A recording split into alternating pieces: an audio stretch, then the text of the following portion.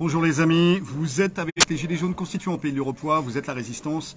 Aujourd'hui nous sommes avec le citoyen André Bellon, ancien président de la Commission des Affaires étrangères de l'Assemblée nationale, ancien député socialiste, ancien député indépendant, ancien administrateur de l'INSEE, ancien polytechnicien. Ça en fait des anciens, mais toujours marseillais. Toujours marseillais, et fondateur aussi de l'association pour une constituante.fr. Le sujet, faut-il interdire toute carrière politique et les partis politiques dans leur forme actuelle? Tu es de l'intérieur du système, donc c'est à toi. Alors, je crois que ces questions tournent en permanence en ce moment. Tout le monde se dit, est-ce que les partis sont réellement représentatifs de ce que sont les citoyens? Est-ce qu'il est normal qu'il y ait des gens qui fassent des carrières politiques?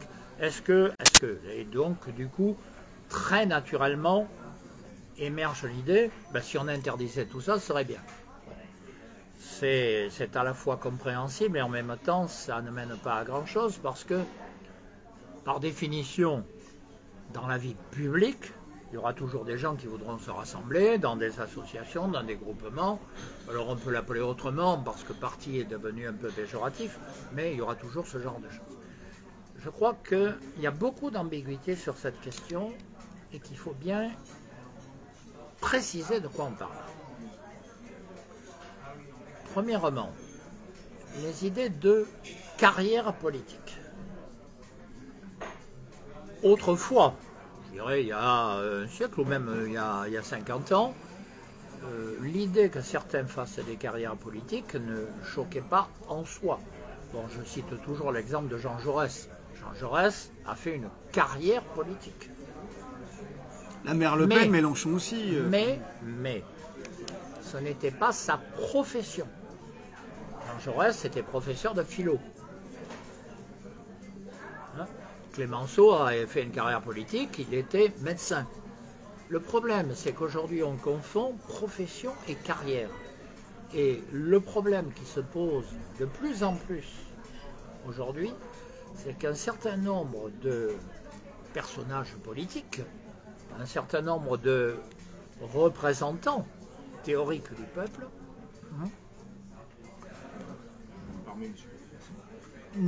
sont des professionnels de la politique.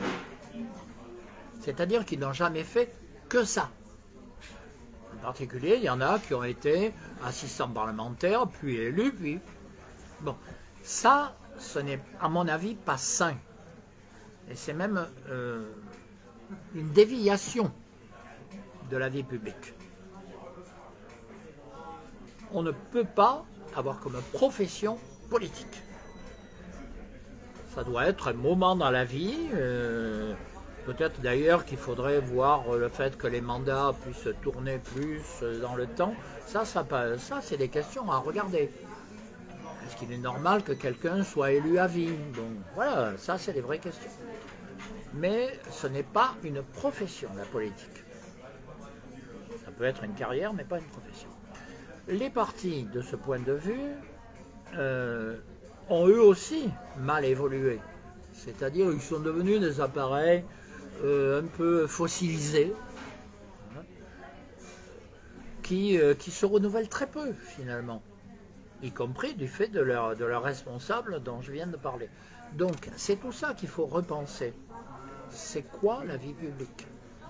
C'est quoi avoir une participation à la vie publique? C'est quoi un parti? Est-ce que c'est des rassemblements de citoyens ou tout simplement des gens qui sont des professionnels de la vie publique, etc. Ça, ce sont des vraies questions.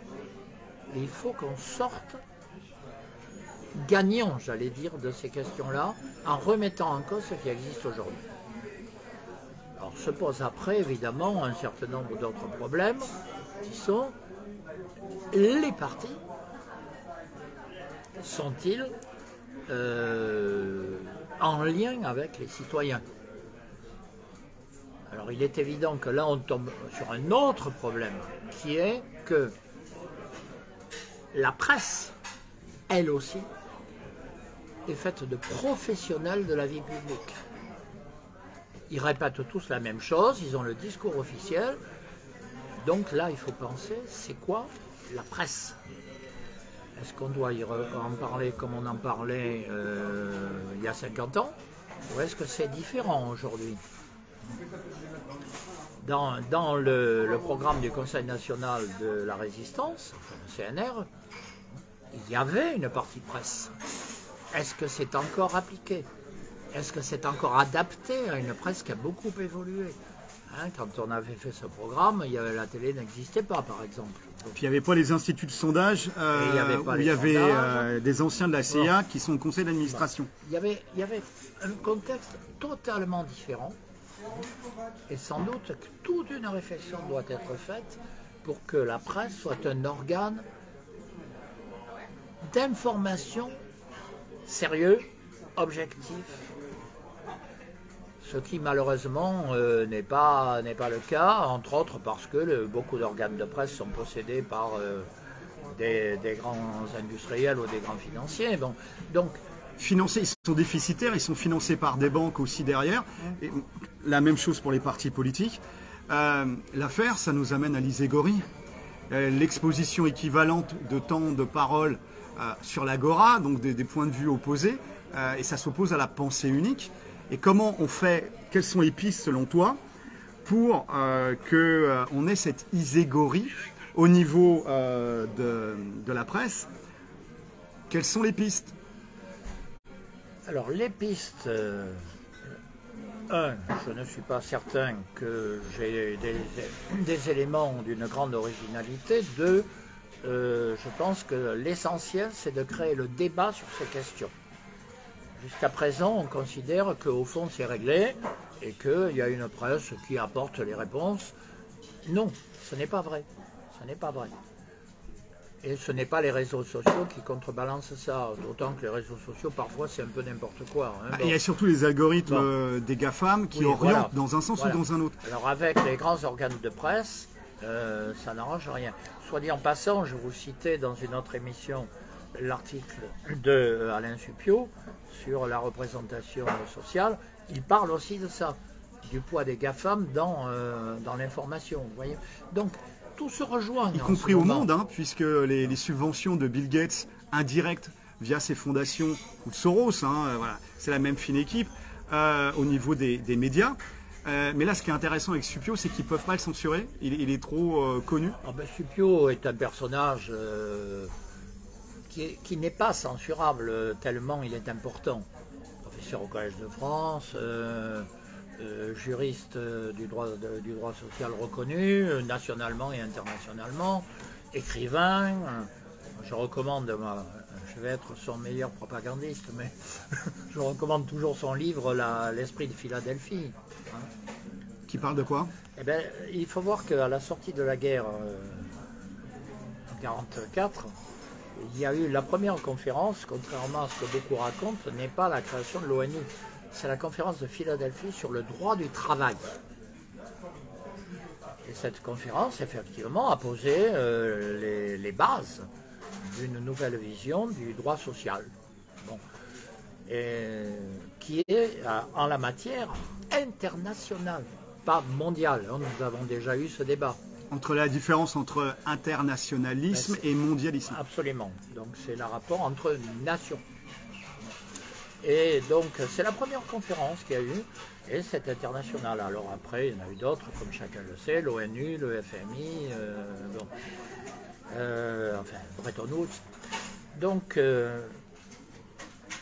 tout cela est à repenser, mais c'est vrai que la technique, en particulier le développement des grands médias audiovisuels, la technique l'a emporté sur la réflexion politique et sociale et l'a submergé. Et d'une certaine façon, l'a mise à bas. Donc il faut la reconstituer totalement, oui. Alors sur ça, justement, la reconstituer, très bien, mais est-ce qu'on peut compter sur les hommes du système pour finalement torpiller le système? Ou est-ce qu'il faut faire table rase? Par définition, si on veut remettre en cause le système politique tel qu'il est, et donc l'organisation de la vie publique. Par définition, ça remet en cause les gens qui la portent. Bon. Donc ça devrait naturellement largement épurer. Tout est dit. Force et honneur. Merci citoyens pour cet échange, ce retour d'expérience, cet échange. Merci encore et forcément, on ne lâche rien.